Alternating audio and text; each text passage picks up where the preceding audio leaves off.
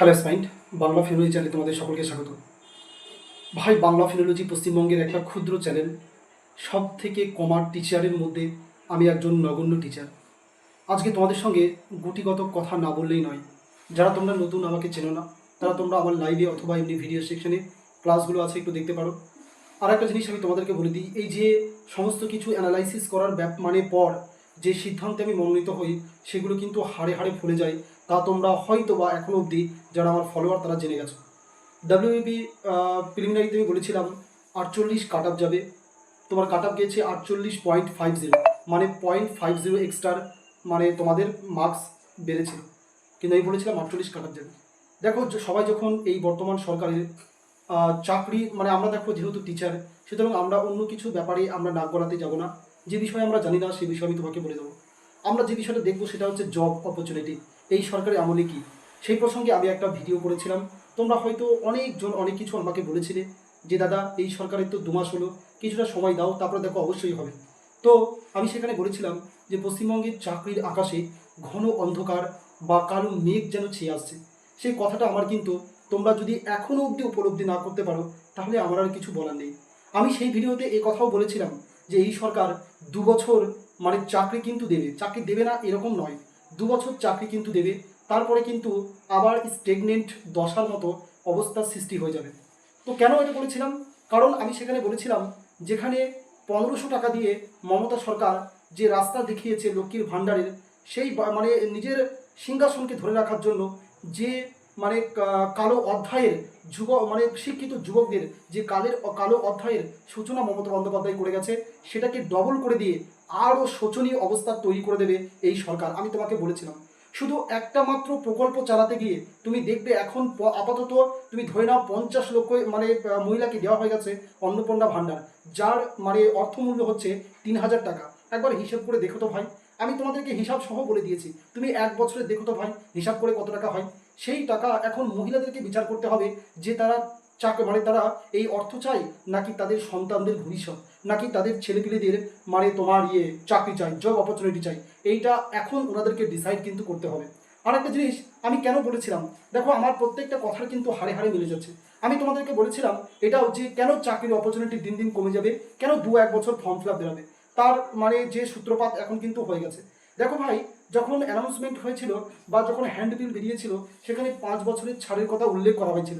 সেখানে কিন্তু এটা উল্লেখ ছিল না যে 2 বছর তাকে ছাড় দেওয়া হবে, এই 5 বছরের যে জিনিসটা চলছে 2 বছর তাকে ছাড় দেওয়া হবে।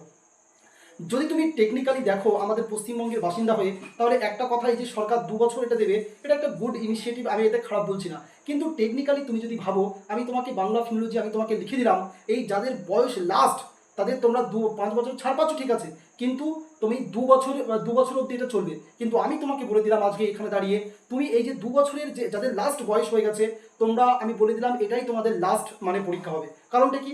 আচ্ছা বলো, তুমি কি শুনেছো যে পশ্চিমবঙ্গে মানে তোমার কি মনে হয় যে একটা রিক্রুটমেন্ট বেরাবে আজকে, তারপরে তোমার 2-3 মাসের মধ্যে পুরো কমপ্লিট হয়ে যাবে প্রসিডিওর, তারপরে আবার নোটিফিকেশন বেরাবে? এটা কিন্তু পশ্চিমবঙ্গে ভাই ইম্পসিবল, আমি তোমাকে বলে দিলাম। যেখানে ওবিসির একটা ছোট্ট কেস মানে শুনানি করতে গিয়ে মানে এতদিন লেগে যায়, সেখানে তুমি কি করে ধারণা করতে পারো যে তোমার এই যে 2 বছর এক্সটেনশনটা হয়েছে, সেই এক্সটেনশন পিরিয়ডে তুমি 2বার পরীক্ষা দিতে পারবে? তুমি কখনোই পারবে না। একটা স্টুডেন্ট যার লাস্ট বয়সে দাঁড়িয়ে আছে, যে মানে বয়সের দোরগোড়ায় দাঁড়িয়ে আছে, সে যদি এই জিনিসটাকে না উপলব্ধি করতে পারে, তার চেয়ে আর বোকা কিন্তু কেউ ধরা দেবে না। কারণটা কি? কারণ আমি আবার বলে দিলাম, তুমি 2 বছর এই 5 বছরের ছাড় পাবে, 2 বছর 5 বছরের এই যে ছাড়, তার সুযোগ তুমি পাবে, কিন্তু 2 বছরের পরীক্ষা হবে কবার? আমি তোমাকে লিখে দিলাম, তুমি হার্ডলি ওয়েস্ট বেঙ্গল বা কেপি পুলিশ তুমি যদি বলো তুমি একটা পরীক্ষা দিতে পারবে, আজকে আমি তোমাকে লিখে দিলাম। ফলে তোমাকে কিন্তু এখন থেকে মানে বিভৎস হারে কিন্তু পড়াশোনা করতে হবে। যদি তুমি পড়াশোনা না করো, তাহলে এই যে 2 বছরের ছাড় দিয়েছে, যার মাধ্যমে তুমি 5 বছর অবধি তুমি ছাড় পাচ্ছ, সেটা কিন্তু তোমার কোনো কাজে আসবে না। কারণ পরীক্ষা নোটিফিকেশন বেরাবে হয়তো 3 মাস পর, তারপরে হয়তো তোমার 6 মাস পর পরীক্ষা হবে, তারপরে হয়তো মাঠ হবে, তারপরে রেজাল্ট বেরাবে, সেটা বিশাল একটা লম্বা প্রসিডিওর। কি বললাম বুঝতে পেরেছো? এবার দেখো স্টুডেন্ট সংখ্যা দিন দিন কিন্তু লাগাতার বাড়ছে, পে কমিশন করেছে, ফলে সিজিএল এসএসসি লেভেলের স্টুডেন্টগুলো আমাদের রাজ্যে কিন্তু পরীক্ষা দেবে, তাই না? পরীক্ষা দেবে, ফলে এই যে নাম্বার অফ স্টুডেন্ট বা কম্পিটিটিভ এক্সামের যে অ্যাপ্লিকেশন পড়ে ওয়েস্ট বেঙ্গল বা কেপি পুলিশের জন্য 12 লাখ তোমরা দেখেছো, সেটা দেখবে তুমি ডবল মানে তার ডবল হয়ে যাওয়ার প্রবল সম্ভাবনা। প্রথমত কি বয়সের ছাড়, দ্বিতীয়ত হচ্ছে তোমার প্রচুর পরিমাণ কম্পিটিশন বাড়ছে, তারপর হচ্ছে তোমার এসএসসি যারা স্টুডেন্ট রয়েছে তারাও এই পরীক্ষা দেবে। কারণ কি? একটা জব সিকিউর তারা করতে চাইবে, কারণ তোমার ডিএ মানে সমস্ত কিছু বাড়িয়েছে, ফলে তারা দেখবেন না আমি এখানে মোটা অঙ্কের টাকা পাচ্ছি, তাহলে এটা প্রথমে করে নিয়ে একটা জব সিকিউর হয়ে যাবে, তাই না? ফলে এখানে তোমাকে কি করা দরকার, যারা সত্যিকার সিরিয়াস অ্যাসপারেন্ট তাদেরকে আমি বলবো আমার কথাই রাগ করে তোমার কোনো কাজ হবে না। কেন হবে না? তুমি যদি বিজেপির সাপোর্টার হও, তুমি আমার যে কোনো পুরনো ভিডিওতে চলে যাও, দেখবে আমি সেখানে টিএমসির চামড়া কিন্তু উধরে দিয়েছি। আমি কিন্তু সর্বদা বলেছি যে টিএমসি সরকার যেটা করছে সেটা কখনোই নয়, সেটা যুবকদের জীবন নিয়ে ছিনিমিনি খেলছে। আবার এই সরকার যদি টিএমসি সাপোর্টার হও, তাও তুমি দেখবে বিজেপির মানে সরি অনেকজন বলবে যে আপনি বিজেপির হয়ে কেন সরি যদি বিজেপির সাপোর্টার হও তখন তোমার মনে হবে যে না বিজেপির জন্য বলছি আমার গায়ে লাগছে। কিন্তু একটা কথা বলছি ভাই, আমি থোড়ি চাকরি করতে যাব, নাকি আমার ভাই মানে আমার কেউ চাকরি করতে যাবে?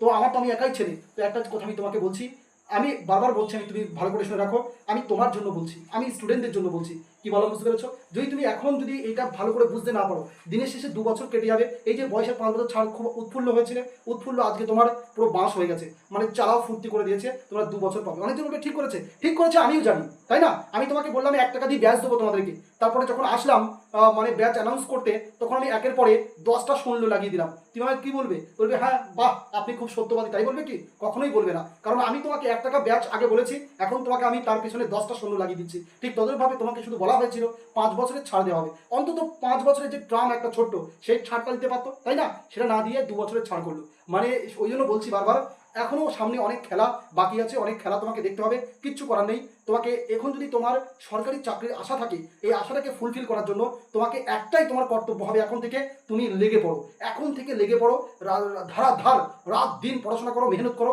এখন প্রচুর পরিমাণ বেতন দেবে এই সরকার, সুতরাং তুমি যদি চাকরির প্রত্যাশী হয়ে থাকো, তোমাকে ভাই সেই লেভেলের কিন্তু খাটতে হবে, নাহলে চাকরির বিটা স্বপ্ন তোমাকে এখানেই কিন্তু ফুল স্টপ করতে হবে। তাহলে অনেকজন বলবে স্যার আপনি ডিমোটিভেট করছেন, তাহলে তুমি পাগল। কি বলো, বুঝতে পেরেছো? তুমি বলো ডিমোটিভেট করছো, তাহলে তুমি পাগল। আমি তোমাকে বাস্তব জিনিসটা দেখাচ্ছি, আমি তোমাকে দিবার স্বপ্নে ভাসাচ্ছি না। আমি তোমাকে এরকম বলছি যে না তোমাকে পড়তে হবে বিরাট, এই দেখো আজকে ব্যাচ লঞ্চ করেছি, চলো ব্যাচ নিয়ে নাও, ফটাফট পড়ো।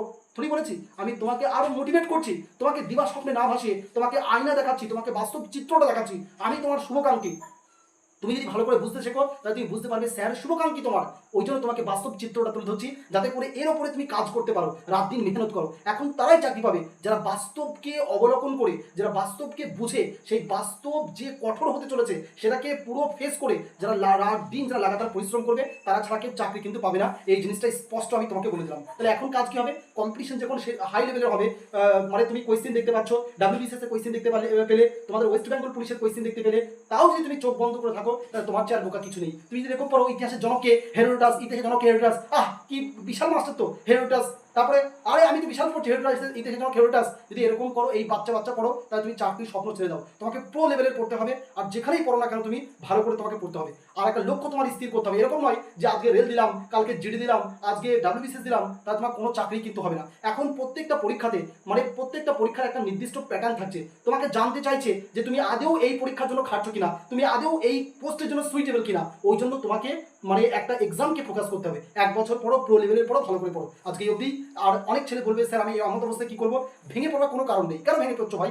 ভেঙে পড়ার কোনো কারণ নেই।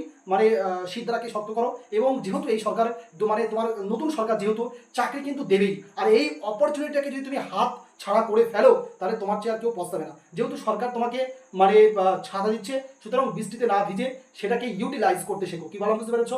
আর নতুন সরকার চাকরি দেবে, আমি আবারও বলে দিচ্ছি, চাকরি দেবে 2-1 বছর, ভালোই চাকরি দেবে। সুতরাং সেই অপরচুনিটিটাকে তোমাকে কিন্তু গ্রহণ করতে হবে। আজকে অবধি লাগাতার পড়াশোনা করো। আর আমি যেটা বলেছিলাম, যদি কারো আঘাত হয় তার জন্য আই এম এক্সট্রিমলি সরি। একটা জিনিস ভালো করে ভেবে দেখবে, আমি তোমার হিতকাঙ্ক্ষী, তোমার ভালোর জন্যই বললাম, যাতে করে দিবা স্বপ্নে ভেসে না থেকে তুমি বাস্তবের সম্মুখীন হয়ে বাস্তবটাকে তুমি অবলোকন করে তুমি রাইট ডাইরেকশনে চলে একটা চাকরি পেতে পারো এবং তোমার পিতামাতার দুঃখ ঘোষাতে পারো। আর কিছুই নয়। আজকে অবধি thank you and have a good day.